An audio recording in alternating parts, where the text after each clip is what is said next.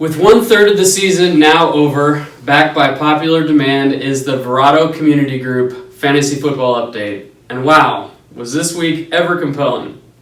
Since there was technically no game of the week, we'll just go right down the line. 3-0 take Mahomes, Country Road, awesome new team name by the way, even though absent at the last several community groups, was looking to flex his muscles against the 2-1 Cardiac Cards. Oddly enough, Country Road, he would have been a little better off going this week. His week one technique of benching Mahomes and putting Cousins in. Of course, it also would have helped if Sammy Watkins didn't get hurt at the beginning of the second quarter on Monday Night Football. The injury bug has also hit Mahomes' first-round pick, Leonard Fournette, who can't seem to get past his hamstring injury. Cardiac Cards, on the other hand, got almost 33 points from DeAndre Hopkins and 26.5 points from Kareem Hunt. Even though his tight end got hurt and scored 0, and Russell Wilson was shut down by that stout Arizona Cardinals defense, Cardiac pulled off a stunning upset, giving Country Road his first loss of the season, 135.7 to 131.5. Public service announcement is now in place for Sun Chicks, who appears to be tapping out in week 4 of the season. Just a heads up, 8 of our 10 teams make the playoffs, so I'm saying there's a chance.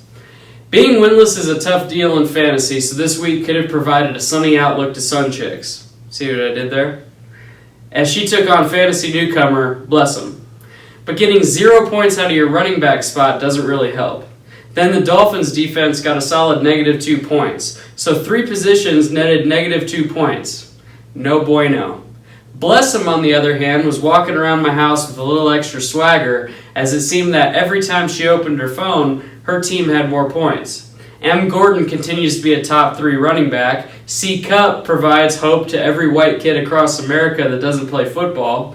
M. Stafford did the typical M. Stafford, put up a nice performance and lost. And lastly, A. Brown and Jay Landry had a good day, contributing to Blessum scoring the highest point total of the year, beating Sun Chicks 160.7 to 87.6.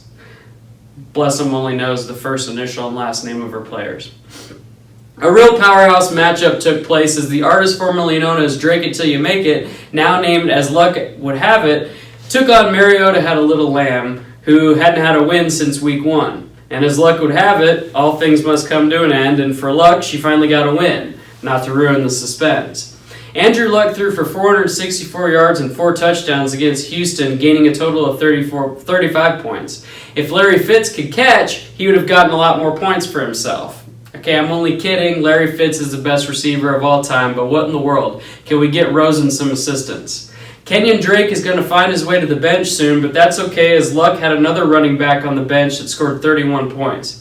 Speaking of being on the bench with 30 points, Marcus Mariota was on Lamb's bench, and just one simple adjustment would have gotten her a win. The Vikings defense got -9 points, Isaiah Crowell only got points because he caught 1 pass, and Demaryius Thomas could have gotten more if Case Keenum was actually accurate. But as my dad told me, almost only counts in horseshoes and hand grenades. And Lamb loses her 3rd straight as Luck wins her first, 120.9 to 119. Close game.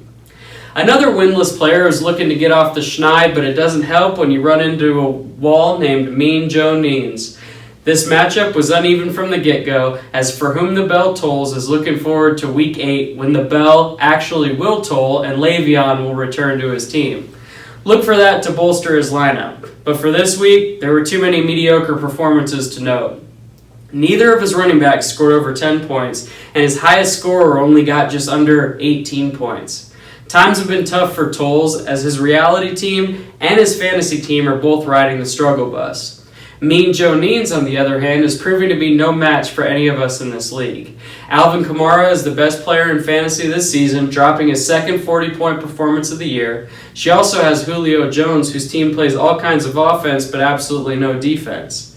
She even is walking around with so much swagger that she has handsome Jimmy G sitting on her bench even though he won't play another down this season.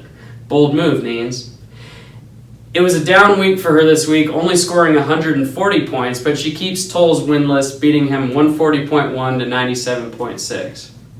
For the last game of the week, 2 fantasy sages met as More Than a Thielen looked to continue his winning ways against formidable opponent in The Regulator.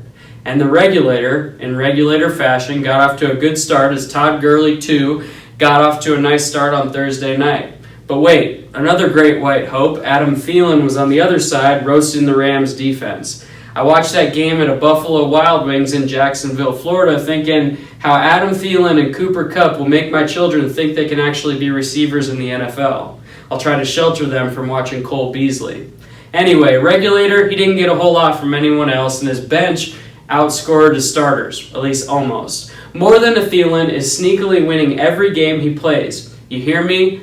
Take me home, country road. As Deshaun Watson is starting to look fully healed, and the Cowboys finally figured out it's probably smart to get the ball to your best player. Unfortunately for you, Regulator, the week's point total is based on the starters scoring, not the bench. A bummer for you. Thielen wins 136.4 to 123.2. We've got a crazy good game this week, as the game of the week will be 4-0 Mean Joe Neens, as she's set to take on Take Mahomes Country Road. Set your lineups, people, as bye weeks are now in full force and dudes are getting injured right and left. That does it for week 4. I'm already excited to hear what Josh Rosen says during his Hall of Fame speech in 2038.